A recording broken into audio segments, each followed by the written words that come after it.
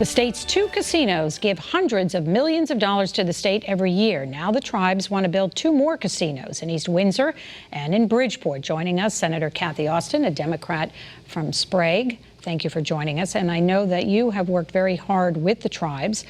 You're a big supporter of them, to try to give them the opportunity to build more casinos here in our state. Yes, I have.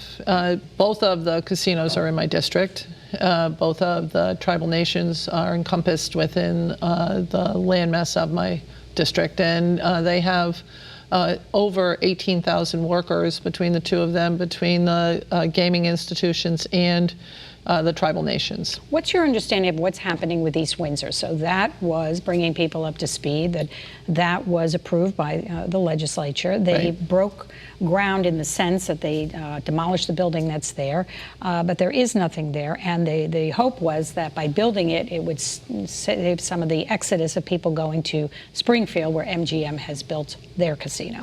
And Encore Boston now. Right. Also, so it's both MGM Springfield and Encore Boston. But we should see, as the state of Connecticut should see, a groundbreaking in the fall this year.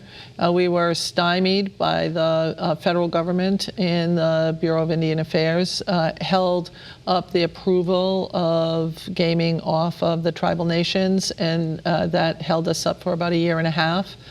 Most businesses of this size take between 3 to 5 years to build, so we're well within that window.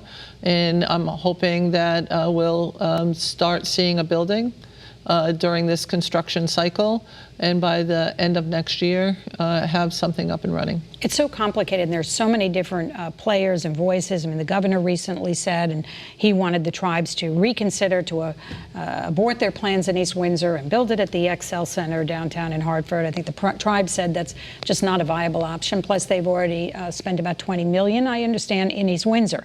So what do you make of that proposal?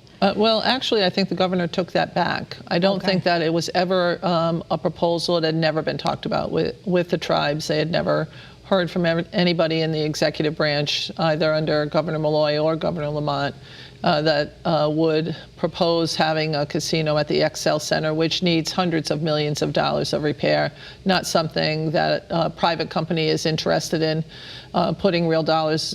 As you know, neither tribal nation has ever taken any state dollars. They've only given to the state. So they have never taken any state dollars.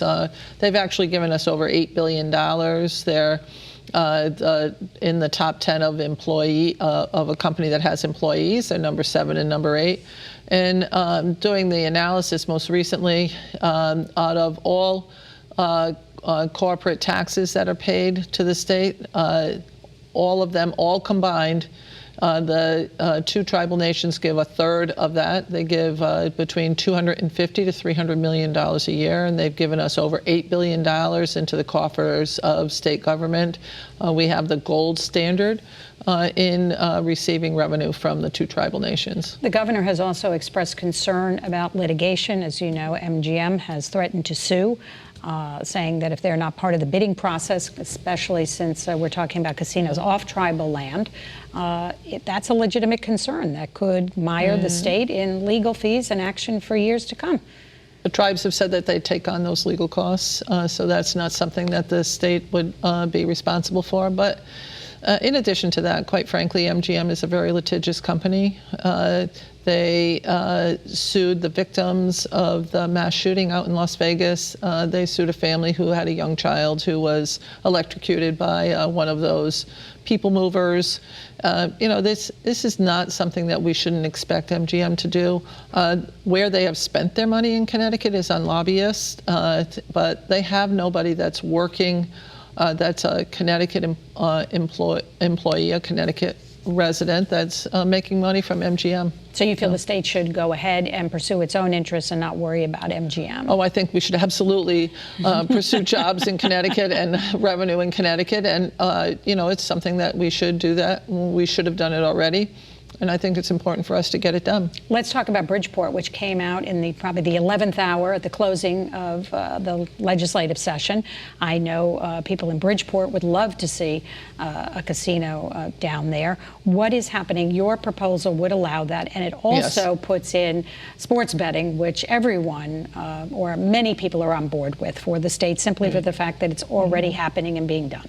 Well, New York, New Jersey, Pennsylvania, and Rhode Island all do sports betting already.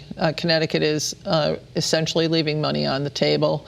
You know, it's something that we should have done already. We should modernize our gaming institution. It always kind of surprises me that when we have two of our top employers in the state looking to modernize their industry, that we keep putting roadblocks up in front of them. And I think that Bridgeport, working with the Bridgeport delegation and the two tribal nations have set a floor of at least $100 million that they would help establish a gaming institution down in Bridgeport, and working with private companies, something that is touted by the current administration and the past administration that they would like to see happen. In putting up hotels and other things around the Steel Point area of Bridgeport. It's something important for us to work on, in particular if people are ready to really put real dollars into our urban area. One of the other things that we were looking at is putting a rail station down near Steel Point in Bridgeport. It would allow people to move about better, and I think that that's something that we should do.